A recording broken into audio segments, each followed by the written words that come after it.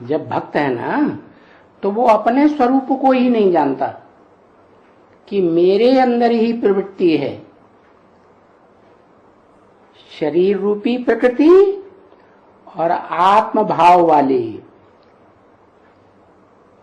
ये प्रकृति के दो रूप हैं। क्या आत्मा और शरीर दोनों का मेल होता है तो प्रवृत्ति हुई ना। तो जब भक्त होता है तो उसे पता ही नहीं है कि मैं आत्मा हूं, इसलिए बुलाता है। और उसके अंदर संस्कार हैं विभिचारी आदि के, कि जैसे भारतीय परंपरा में कुछ राजाइयां चली हैं, जिन राजाओं के राज्य में एक लिंग भगवान को ही याद करते थे। क्या दो लिंग को नहीं, चार को नहीं। वो परंपरा तो विदेशियों में चलती है। तो जो राम वाली आत्मा है वो किस कैटेगरी की होगी? है भक्ति मार्ग में एक को बुलाने वाली होगी या अनेकों को बुलाने वाली होगी? एक के ऊपर श्रद्धा रखेगी या अनेकों के ऊपर रखेगी? एक के ऊपर श्रद्धा रखेगी। लेकिन अज्ञान काल में ये पता नहीं होता कि मेरा स्वरूप जो है शरीर रूपी प्रकृति और आत्मा, आत्मभाव, ये दो अलग अलग चीजें हैं। और इन दोनों का एक ही शरीर में जब मेल होता है तो वो पता चलता है कि मैं आत्मा हूं, ये मेरा शरीर है। शरीर 5 तत्वों का पुतला है, 5 तत्वों का संघात माना प्रकृति का प्रैक्टिकल रूप है। और आत्मा तो जो शरीर है 5 तत्वों का वो तो जड़ हो गया और आत्मा चैतन्य हो गई। किस आधार पर? आत्मा पहले चेंज होगी या 5 तत्वों का बना शरीर पहले चेंज होगा? परिवर्तन किस में आएगा? आत्मा में परिवर्तन आएगा, क्योंकि आत्मा चैतन्य है, मन बुद्धि स्वरूप है।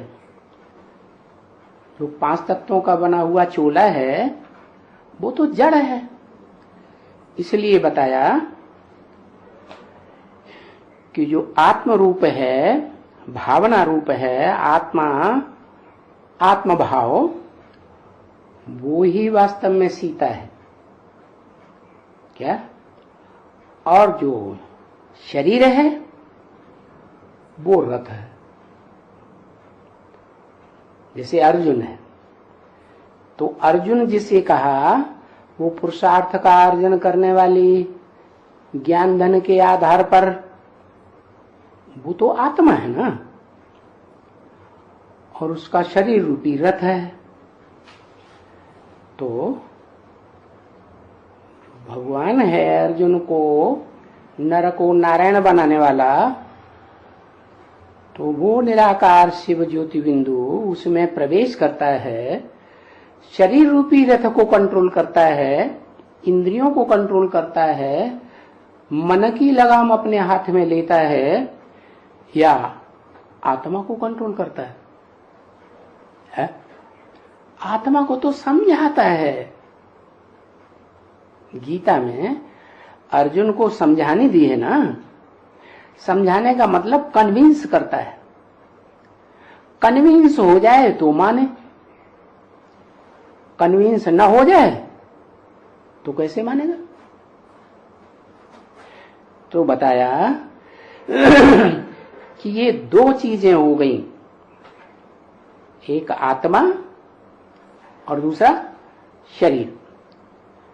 ये दोनों का कॉम्बिनेशन जब पुरुषार्थ करता है और पुरुषार्थ में संपन्न स्टेज प्राप्त करता है तो एक संपन्न व्यक्तित्व बन जाता है, पर्सनालिटी, दुनिया की सबसे श्रेष्ठ हीरो पार्टधारी।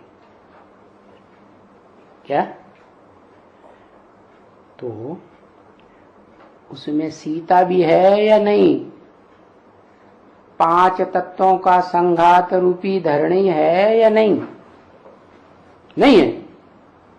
कभी हाँ कभी ना।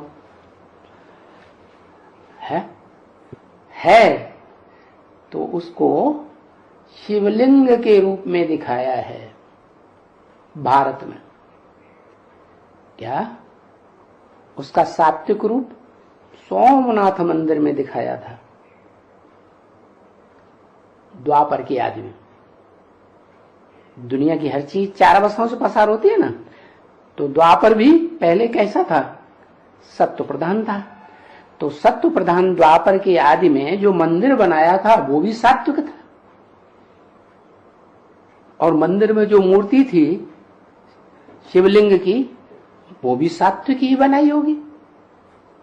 आजकल तो काला पत्थर का बना देते हैं कि उसमें हीरा भी लगाते हैं, काला पत्थर दिखाई देते हैं। तो वास्तव में जो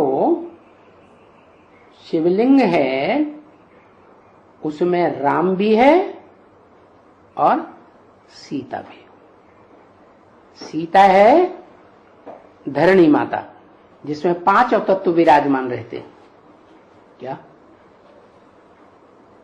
धरणी में से मिट्टी उठा लो, उस मिट्टी में पृथ्वी, जल, वायु, आकाश 5 तत्व होंगे या नहीं होंगे? हैं? हाँ, तो वो 5 देवता वो धरणी पर हैं। तो बताया मुझे पतित ही बुलाते हैं।